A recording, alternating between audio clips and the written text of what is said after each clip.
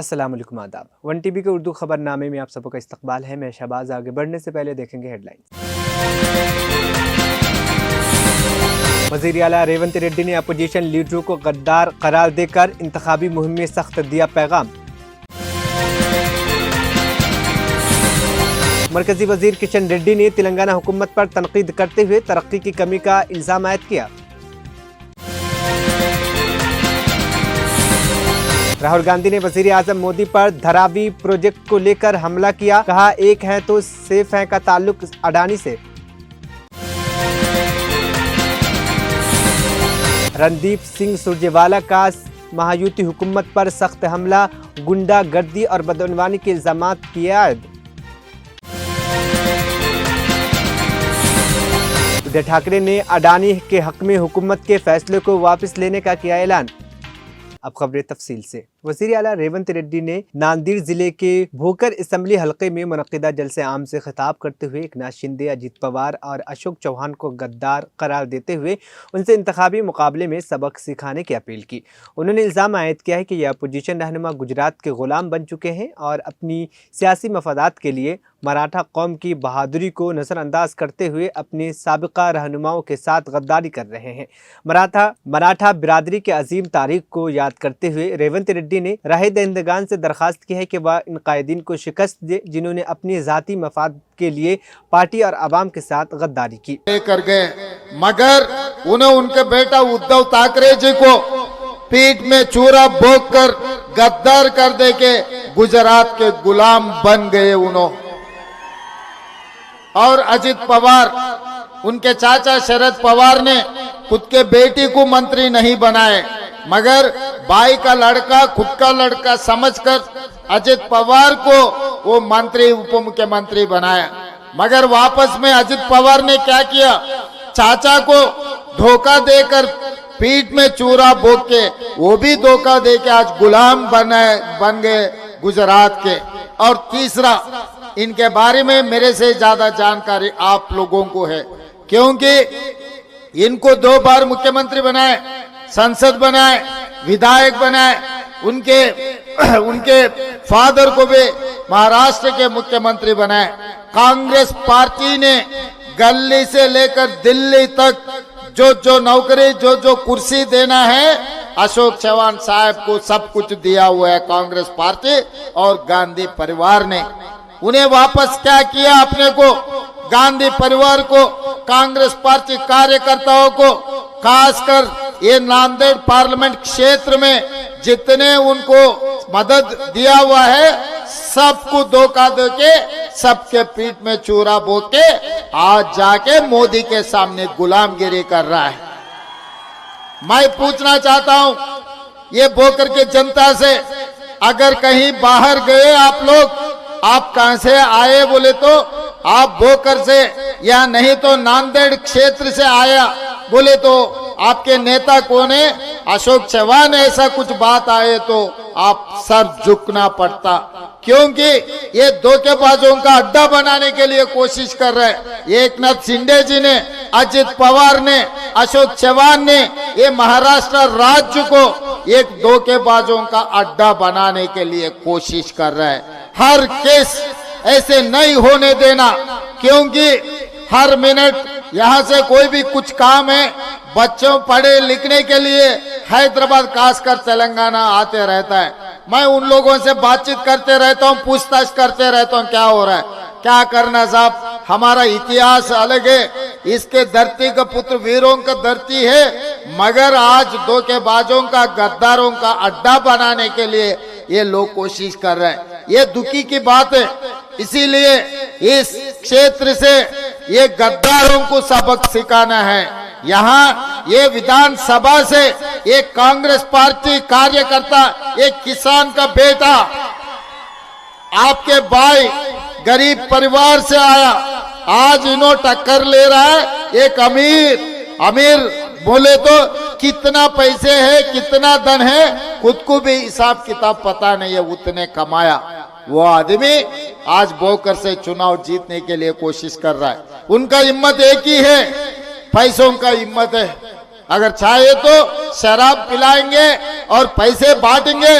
इस विधानसभा में चुनाव जीतने के लिए उन्होंने कोशिश कर रहे हैं। मैं अपने भाई बहनों से एक ही गुजारिश करता हूं, उसका कोई मेहनत की कमाई नहीं है, कोई पसीना निकाल के पैसे नहीं कमाया। जितना भी दिया ले लो, जेब में अगर रहा तो वो भी ले लो। अगर वो भी खत्म हो गए, उनके घर पे जाके घर में जो जो चीजें हैं वो भी मांग के ले लो, क्योंकि जो धोखाबाज है उनको सबक सिखाना है। दे दे तो मना मत करो, सब कुछ ले लो, पूछ के ले लो, छीन के ले लो, मगर वोट तो पप्पू पाटिल को दो, क्योंकि इस चुनाव में ईमानदार जीतना है। अगर ईमानदार नहीं जीते, पैसों का मालिक, धोखेबाजों का मालिक, झूठे बोलने वाला मालिक, हिंदुस्तान में झूठों का अगर कहीं पर कंपटीशन हुए तो झूठ बोलने में मोदी से कोई बड़ा नहीं है। उनका नंबर एक नंबर है, झूठे वालों का नंबर। इसीलिए आज मोदी जी को हराना है, अशोक चौहान जी को, फिर आगे राजनीति में वो दिखना भी नहीं। उन्होंने आपके नाम इतना खराब कर चुके हैं, कांग्रेस पार्टी को धोखा दिया हुआ है, उनको भी हराना है। और इनके साथ साथ अपना लोकसभा का भी चुनाव हो रहा है। रविंद्र चौहान को मैं अभी धर्माबाद में छोड़कर आ रहा हूं, क्योंकि वहां के कैंडिडेट को जिताने के लिए वहां पे जलसा लगा है। मुझे सोलापुर जल्दी भागने का था, मैं वहां नहीं जा सका। मरकजी वजीर किशन रेड्डी ने तेलंगाना में कांग्रेस की हुकूमत पर शदीद तनकीद करते हुए कहा है कि रियासत में हुक्मरानी में कोई हकीकी तब्दीली नहीं आई है। एक अवामी तकरीब में खिताब करते हुए किशन रेड्डी ने कहा, तेलंगाना में कांग्रेस की हुकूमत बीआरएस हुकूमत की किसी भी लिहाज से मुख्तलिफ नहीं है। यहाँ कोई नुमाया तब्दीलियां नहीं हुई है और लोग तरक्की की कमी से सख्त मायूस हैं। वजीर ने अफसोस का इजहार करते हुए कहा कि रियासत में सियासी बहस अवामी मसाइल पर बात करने के बजाय ज़ाती हमलों और इल्ज़ामात पर मरकूज हो गई है। उन्होंने मजीद कहा है कि आवाम के मसाइल पर गुफ्तगू के बजाय सियासत सिर्फ इल्ज़ामात और ज़ाती तनकीद की जंग बन गई है। रेड्डी ने कांग्रेस और बीआरएस दोनों पर इल्ज़ाम आयद किया है कि उन्होंने सियासत को ज़ाती इंतकाम और इल्ज़ामात के दौर में शामिल कर दिया है, जिसके नतीजे में तेलंगाना के असल मसाइल नज़रअंदाज हो रहे हैं। महाराष्ट्र असम्बली इंतखाबात के करीब आते ही हज़ब इख्तलाफ के रहनुमा राहुल गांधी ने वज़ीर आज़म नरेंद्र मोदी के पॉलिसी और बयानात पर शदीद तनकीद की। पीर को एक प्रेस कॉन्फ्रेंस के दौरान राहुल गांधी ने मोदी के इंतखाबी नारे एक है तो सेफ है को बीजेपी के लिए एक जोरदार हमला बनाया। राहुल गांधी ने इस नारे को धरावी प्रोजेक्ट से जोड़ते हुए इल्जाम लगाया कि इसका सीधा ताल्लुक सनअतकार गौतम अडानी से है। राहुल गांधी ने प्रेस कॉन्फ्रेंस में तिजोरी खोलकर उससे पोस्टर निकाले, जिसमें एक पोस्टर में गौतम अडानी और वजीर आजम मोदी की तस्वीर थी और दूसरे पोस्टर में धरावी का नक्शा। राहुल गांधी ने इन पोस्टर को लहराते हुए कहा कि धरावी का मुस्तकबिल महफूज नहीं है और सवाल किया कि महफूज कौन है। उन्होंने इस बात पर जोर दिया कि धरावी के आवाम को इस प्रोजेक्ट से नुकसान पहुंचेगा और इस नारे का असल मकसद मुंबई की तकदीर के खतरे को डालना है। राहुल ने मजीद कहा कि यह नारा दरअसल मोदी और अडानी के दरमियान गठजोड़ की हकीकत को छिपाने की कोशिश है, जो आवाम के मफाद के खिलाफ है। तो एक है तो सेफ है। हाँ, यस, दैट वाज। ये देखिए, इधर लाइए भैया इसको।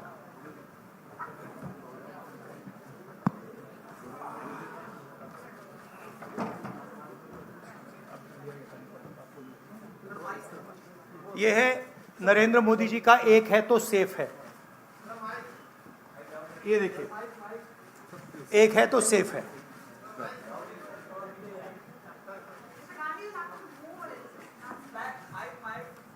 Oh it's heavy. ये इसमें एक है तो सेफ है, ये नरेंद्र मोदी जी की महाराष्ट्र सरकार की स्ट्रेटजी है। हम आपको ये दिखाना चाह रहे हैं। मुश्किल खुलता है ये पकड़िए। ये देखिए, एक है तो सेफ है, देख लीजिए। और ये स्ट्रैटेजी का लक्ष्य है, देखिए, एक है तो सेफ है। धारावी का मैप है, ये भी दिखा दीजिए। दूसरा पोस्टर दीजिए। ये 1 लाख करोड़ रुपए का धंधा चल रहा है। ये आप देखिए, हमारे प्रधानमंत्री जी और अदानी जी एक साथ खड़े हैं, एक हैं तो सेफ हैं, और ये लक्ष्य है। तो उन्होंने अपना नारा दिया है, हम उनका थोड़ा नारे को आपको समझाना चाहते थे। धन्यवाद राहुल जी। ये अच्छा है। इसको पीछे रखेंगे। अच्छा, वो पोस्टर भी लगा दो साइड पे, पकड़ लो यहाँ, एक इस साइड पकड़ लो बस। हाँ, बताइए भैया। एक सेकंड। आलोक देशपांडे, इंडियन एक्सप्रेस। राहुल जी, आप हमेशा कहते आए हैं कि महाराष्ट्र के डीएनए में कांग्रेस है। तो जब से ये इलेक्शन का मुद्दा शुरू हुआ, तब जब विकास का मुद्दा था, तो आज वो आगे कटेंगे तो कटेंगे, वोट जिहाद इन मुद्दों पे आके रुक गया है। तो क्या आपको लगता है कि इन सारी स्लोगन्स के वजह से महाराष्ट्र के डीएनए को नहीं, उनका जो स्लोगन, मेन जो स्लोगन है, एक है तो सेफ है, वो मैंने इतनी अच्छी तरह आपको दिखाया है, उसको समझाया है कि एक है तो सेफ है। एक कौन है? एक नरेंद्र मोदी जी हैं, अदानी जी हैं, अमित शाह जी हैं। सेफ है तो कौन सेफ है? अदानी जी सेफ हैं। कष्ट किसको होगा? धारावी की जनता को होगा। नुकसान किसका होगा? धारावी की जनता को होगा। जो हिंदुस्तान की स्मॉल और मीडियम इंडस्ट्रीज हैं, जिसका एक चिन्ह धारावी है, उसको एक व्यक्ति के लिए खत्म किया जा रहा है। तो लड़ाई यही है। नारा उन्होंने दिया, हमने आपको समझा दिया। इस इलेक्शन का नारा मोदी जी ने दिया है और बिल्कुल सही नारा है। एक है तो सेफ है। सवाल है सेफ कौन है, सेफ किसका है, एक कौन है, यह सवाल है। दीपक भट्टू से लोकमत। राहुल जी, आज मार्केट में किसानों को सोयाबीन का 4,000 रुपये करीबन रेट मिल रहा है। एमएसपी है 4,830 रुपया। तो आपने कहा है कि हम लोग 7,000 रुपये देंगे अगर सत्ता पे आएंगे तो, और प्लस बोनस। तो 4,000 और 7,000 प्लस बोनस, ये जो डिफरेंस है वो कहाँ से कांग्रेस कॉम्पेंसेट करेगी? ये हमने सारे कैलकुलेशंस कर रखे हैं, हमारा एक्सपीरियंस है, हमने ऐसी ही पॉलिसीज छत्तीसगढ़ में चलाई हैं। तो financially there is no problem, this is easily feasible, we have done all the calculations. Study किया है हमने। अगर आप डिटेल्स चाहते हैं तो हमारी टीम से हम आपको पूरा फाइनेंशियल डिटेल्स, ये जो हमारी कमिटमेंट्स हैं, इसका पूरा फाइनेंशियल डिटेल हम आपको दे देंगे, कोई प्रॉब्लम नहीं है। रंजीत सिंह, ANI। अभी राहुल जी गुड मॉर्निंग। मैं रंजीत, ANI से। आप चूंकि काफ़ी केंद्रित हैं धारावी के मुद्दे को लेकर के, तो मैं सवाल करना चाहूँगा कि 2005 से धारावी में कोई डेवलपमेंट हुआ नहीं है, रीडेवलपमेंट के नाम पे अगर हम बात करें तो अब जो योजना वहाँ चल रही है, आप चूंकि कह रहे हैं कि बिलियनियर को लखपति बनाने की कोशिश है, लाख करोड़ का उनका टारगेट है, तो 2005 से अब तक जो विकास नहीं हुआ है, अब अगर शुरू हुआ है, उसमें आपको कमियां नजर आती हैं, और आप सरकार आने पे बदलने की बात भी की है महाविकास आघाड़ी ने। नहीं, विकास तो, नहीं हुआ सवाल नहीं है, रीडेवलपमेंट। हाँ, रीडेवलपमेंट। हाँ, तो उसके लिए अगर सरकार आपकी आती तो योजना बंद होगी, तो वो पुनर्विकास और लंबा नहीं किया जाएगा, 3 साल या 5 साल कम से कम लगेंगे, फिर एक बार शुरू होके और लेट। देखिए, हमारी पोजीशन बिल्कुल क्लियर है। ये जो ज़मीन है, जो लोग धारावी में रहते हैं उनकी ज़मीन है, वो उस पे सालों से रह रहे हैं, वहाँ पे वो काम करते हैं, स्मॉल और मीडियम बिजनेसेस का हब है। धारावी को कन्वर्ट करने में दूसरी भी इश्यूज़ हैं। मैंग्रोव्स की जो ज़मीन है वो छीनी जा रही है, यहाँ पे बाढ़ आती है, ज़्यादा आएगी, लोगों को नुकसान होगा, और पूरा का पूरा काम एक व्यक्ति की मदद करने के लिए है। That is our objection. Our objection is that it is unfair. It is being done, the entire political machinery is being twisted to help one person. We are not convinced about how the tendering process was worked out, and we are absolutely convinced that this is theft of Dharavi land, and it is being handed over to one person. इसी व्यक्ति को देश के airports दिए जा रहे हैं, इसी व्यक्ति को डिफेंस की पूरी मैन्युफैक्चरिंग की इंडस्ट्री दी जा रही है, इसी व्यक्ति को पोर्ट्स दिए जा रहे हैं, इसी व्यक्ति को धारावी दिया जा रहा है, इसी को मुंबई का एयरपोर्ट दिया जा रहा है। और मैंने यहाँ पे आपको क्लियरली दिखाया है कि पुराना रिश्ता है प्रधानमंत्री का। तो ये अदानी जी अपने आप नहीं कर सकते हैं without clear support of the prime minister of India. Dharavi all India Congress committee के जनरल सेक्रेटरी रणदीप सिंह सुरजेवाला ने महाराष्ट्र के महायुति हुकूमत पर शदीद तनकीद करते हुए इल्जाम आयद किया है कि इस हुकूमत की सरपरस्ती में रियासत में गुंडागर्दी और बदعنवानी के मामला बढ़ गए हैं। तिलक भवन में प्रेस कॉन्फ्रेंस के दौरान सुरजेवाला ने कहा है कि महाराष्ट्र में सियासी आशीर्वाद से गुंडों का राज कायम हुआ है, जिसके नतीजे में रियासत में बंदूक कल्चर और गुंडागर्दी में इजाफा हुआ है। सुरजेवाला ने कहा है कि बीजेपी की शिंदे हुकूमत के दौरान मुंबई और पूरे महाराष्ट्र में गुंडागर्दी बेकाबू हो चुकी है। लॉरेंस बिश्नोई जैसे मुजरिम साबरमती जेल से बॉलीवुड को धमकियां दे रहे हैं और थानों में खुली फायरिंग हो रही है। साबिक वजीर बाबा सिद्दीकी का कत्ल जैसे संगीन वाकयात रहनुमा हो चुके हैं। उन्होंने मजीद कहा है कि वजीर आला की सरकारी रिहायशगाह बदनाम जमाना गुंडा गर का अड्डा बन चुका है और बदमाश अब वजारत में भी दखल अंदाजी कर रहा है। Bollywood is being issued open threats and political leaders are being murdered in broad daylight. Can this happen? I ask myself as a citizen of this country, without active or tacit complicity of the Mahayuti leaders. The sharks of Mahayuti, as I call them, are doling out contracts and tenders at a destructive pace.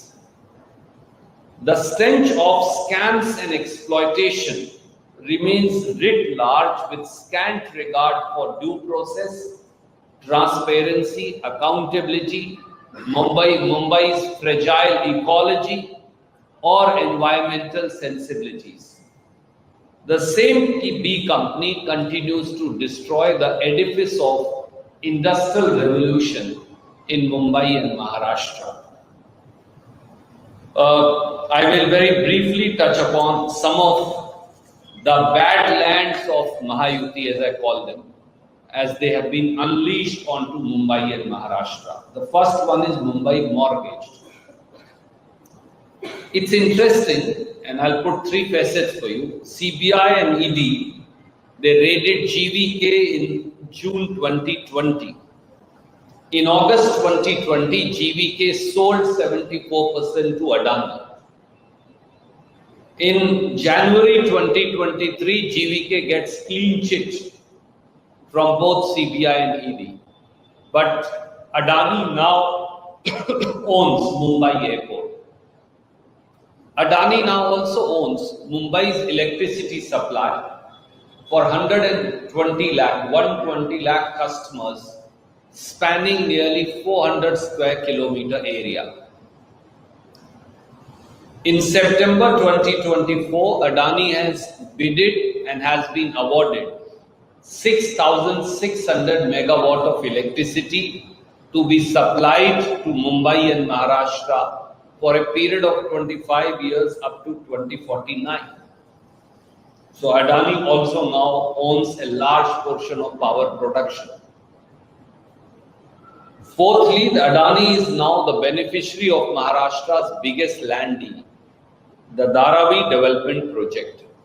And there are three important facets that I want to bring out before I say a few facts. Dharavi's total area, 641 acre, developable area, 429 acres. In the 2018 bid, SecLink had taken the bid successfully for 7,200 crores. The bid was cancelled, and in the 2020 bid, which is now being finalized, Adani is the successful bidder for about 2,200 crore less at 5,069 crores. But what are the issues? The issues are, number one, Adani will get 786 lakh square feet of space to develop. How do I arrive at this figure of 7 crore 86 lakh or 786 lakh square feet? After accounting for 64,000 eligible beneficiaries, the number of units are 1.46 lakhs. Take Dharavi's FSI as 1.33, which is declared. Vital public project notification 35% extra. So each 300 square feet unit translates into 538.65 square feet. So it comes to total 786 lakh square feet area. B. Adani is also being allocated 990 acres of land in Mumbai. Project area 429 acres, 21.25 acres of Kurla Dairy land, 140 acres of Mud Island land, 255 acres now famously of the central government largest salt pan land, and 125 acres of Deonar dumping ground. That makes it 990 acres. Thirdly, every builder in Mumbai now has to compulsorily buy TDR, transfer development rights from Adani.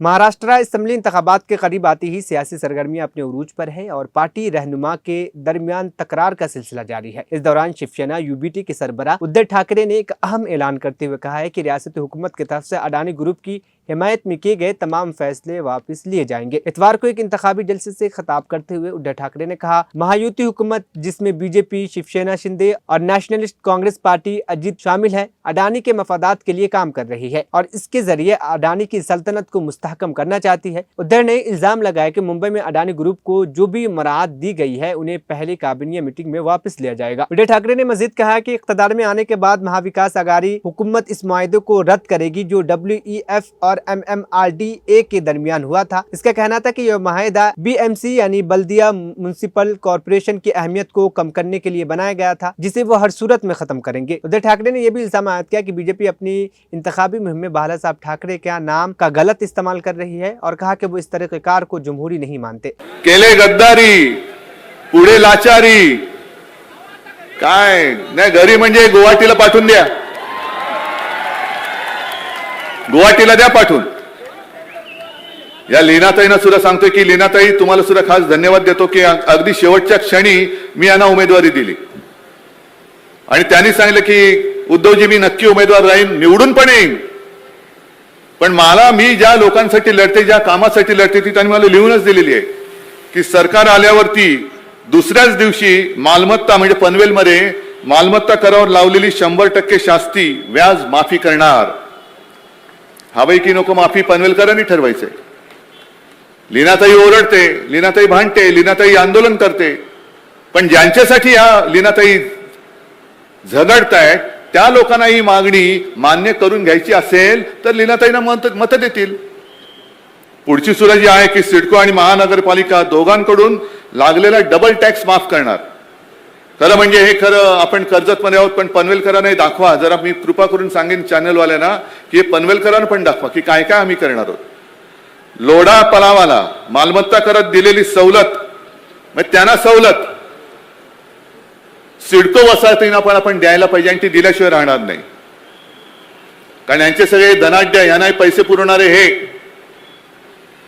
त्याच्यानंतर गावठाण हद्दीतील घरांना दिलेली 65% मालमत्ता कर सवलत सिडको वसाहतीच्या 2.5 लाख मालमत्ता करांना सुद्धा देणार, मालमत्तांना सुद्धा देणार।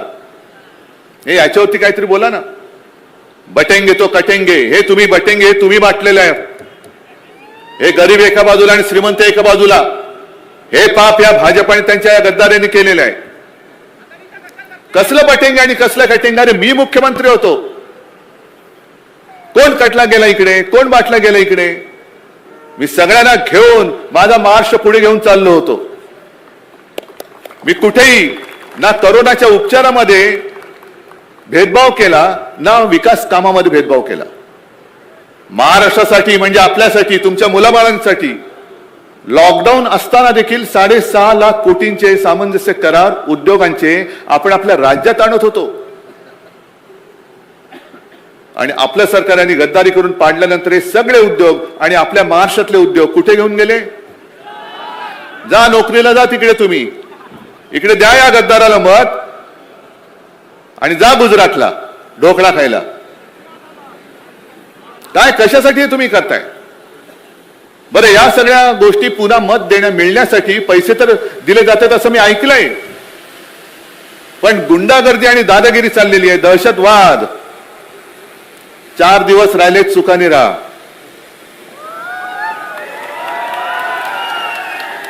4 दिवस राहिलेत, भोगून घे. नंतर तुला कधीही विधान भवनाचं दार बघायला मिळणार नाही आहे. आणि मग गावामध्ये नीट फिरायचं असेल तर मस्ती सोड आणि नम्रतेने वाग. कारण जर का आता तू दादागिरी केलीस आणि केवळ शिवसेनाच नाही तर महाविकास आघाडीच्या कोणत्याही कार्यकर्त्याला छळण्याचा प्रयत्न केला तर 23 तारखेनंतर महाविकास आघाडीचं सरकार आहे आणि हे सगळे गद्दार आहेत. बघून घ्या काय करायचं ते. या ज्या काही आपण 4 जागा दिल्यात, मी आपले काँग्रेसचे कुठे गेले त्यांना खास धन्यवाद देतोय. नाही, यांना खास धन्यवाद देतोय, कारण पूर्ण ताकदीने आपल्या या 4ही शिवसेना उमेदवारांच्या पाठीशी हे त्यांना विजयी करण्यासाठी उतरलेले आहेत. आणि मी त्यांना शब्द देतोय की तुम्ही जे काय आज मला मदत करताय ना, सरकार येऊ द्या, मी ही मदत वाया जाऊ देणार नाही. आणि हे स्वतः उमेदवार आहेत तिथले, असंच समजतायत. याला म्हणतात एक निष्ठा, याला म्हणतात महाविकास आघाडी. आणि जे जे कोणी अपक्षानं असेल किंवा आणखीन कोणाला असेल त्यांना मदत करतायत ते सगळे महाराष्ट्रद्रोही आहेत, ते सगळे गद्दार आहेत, हे आज मी जाहीर करतोय. अगदी शेका पक्षाच्या जयंतरावांना सुद्धा सांगतोय की जयंतराव, तुम्ही असा विचित्र काहीतरी कारभार करू नका. अलिबागमध्ये मी माणुसकी दाखवली, तुमच्या कुटुंबियांसाठी मी जागा सोडली, कारण आपलं असं ठरलं होतं की उरणची जागा ही शिवसेना लढवणार. अलिबाग, पेण, पनवेल जर महाविकास आघाडी नीट झाली असती तर ते लढवणार होते. पण अलिबागची जागा मी मागे घेतल्यानंतर सुद्धा ना ते उरण मागे घ्यायला तयार, ना पेण, ना पनवेल, ना सांगोला. मग हे नाही चालणार, हे आघाडीचं काम नाही. लढायचंय तर सरळ लढूया आणि दोस्ती करायची तर उघड दोस्ती करूया. तुम्ही आम्हाला इकडे मदत करा, आम्ही तुम्हाला अलिबागला मदत करतो. येतील ना, सगळे निवडून येतील. पण आज जे हे संकट आलेलं आहे, हे संकट केवळ कोणत्या एका पक्षावर नाही तर हे महाराष्ट्रावरती संकट आले. इकडे एक एक आमदार या महाराष्ट्रद्रोह्यांना रोखण्यासाठी तिकडे उभा राहणार आहे. आणि अशा वेळेला जयंतरावांनी ठरवायचं, महाराष्ट्रद्रोह्यांना मदत करायची का महाराष्ट्र प्रेमींना मदत करायची, ठरवा.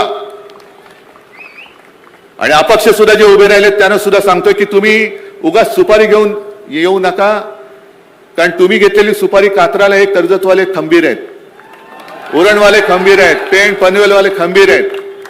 सुपारी घेऊन नेशनलिस्ट कांग्रेस पार्टी एनसीपी के सदर शरद पवार ने अजित पवार की क़यादत वाली एनसीपी के बागी उम्मीदवारों को असेंबली इंतखाबात में बुरी तरह शिकस्त देने की अपील की है। सोलापुर के जिले मांडा में एक जलसे आम से खिताब करते हुए शरद पवार ने कहा, बगावत करने वालों को न सिर्फ हराएं बल्कि बुरी तरह हराएं। शरद पवार ने इस मौके पर पार्टी बदलने या बगावत करने से मुताल्लिक पुराना वाकया भी याद किया। उन्होंने कहा कि तकरीबन 5 दहाई पहले उन्हें असेंबली में हज़्ब इख्तलाफ के क़यादत का ओहदा गंवाना पड़ा था और इसके बाद उन तमाम बागियों को शिकस्त का सामना करना पड़ा था जिन्होंने उनके साथ धोखा दिया था। शरद पवार ने इस तज्जिया का जिक्र करते हुए कहा है कि बगावत करने वाले हमेशा आखिरकार हार जाते हैं और अब वक्त आ गया है कि बागियों को एक सबक सिखाया जाए। शरद पवार के इस बयान का मकसद अजित पवार और उनके हामियों के लिए एक वाज़ेह पैगाम था कि उनकी बगावत की कीमत चुकानी पड़ेगी और पार्टी की वफादार कारकुनों को इसमें कामयाबी हासिल करनी होगी।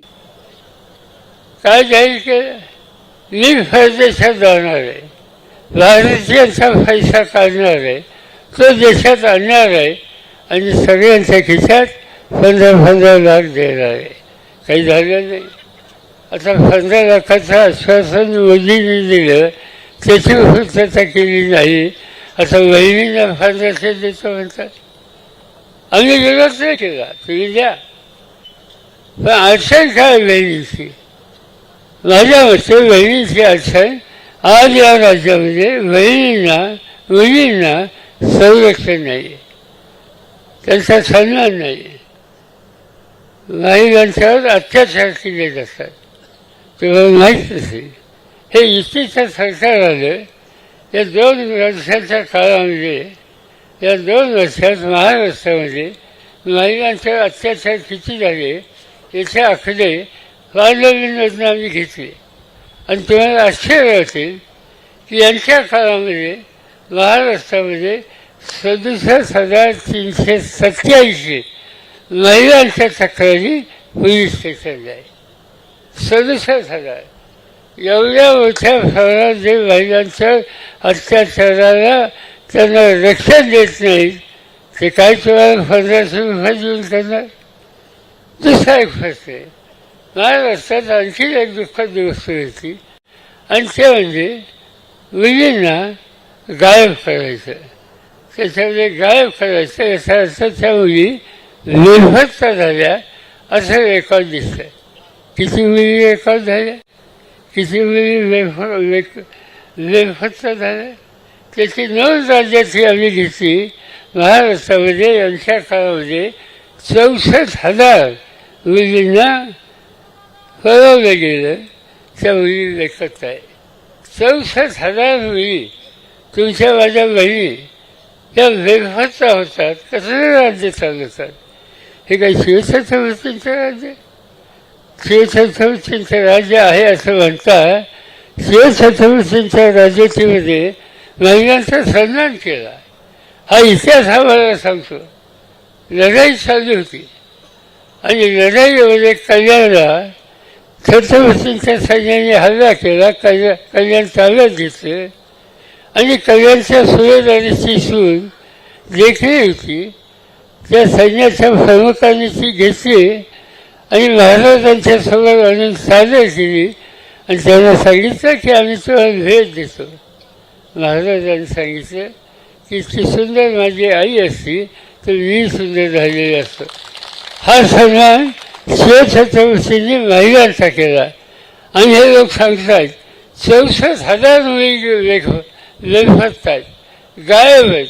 त्यांचा 2-2, 3-3 वर्ष पत्ता लागत नाही आणि याच्यामध्ये गायब झालेल्या सगळ्या भगिनींचं रेकॉर्ड काढलं तर याच्यामध्ये महाराष्ट्राचा दुर्दैवाने नंबर हा अधिक आहे. आणि म्हणून आज ते सांगतात माझी लाडकी बहीण याला काहीही अर्थ नाही. या बहिणीचा सन्मान करण्याची धमक यांच्यामध्ये नाही.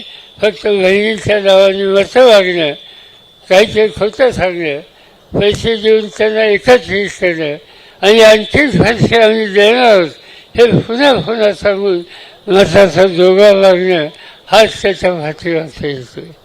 दुसरा वर्ग महत्त्वाचा आहे शेतकऱ्यांचा. तुम्ही सगळे त्याच्यामध्ये आहात. आज काय दिसतंय? या देशामध्ये शेतकऱ्यांच्या आत्महत्या वाढल्या, फार मोठ्या प्रमाणात आत्महत्या झाल्या. आम्ही माहिती घेतली त्याची. हे भ्रष्ट सरकार आलं. या भ्रष्ट सरकारच्या काळामध्ये महाराष्ट्रामध्ये किती शेतकऱ्यांनी आत्महत्या केल्या?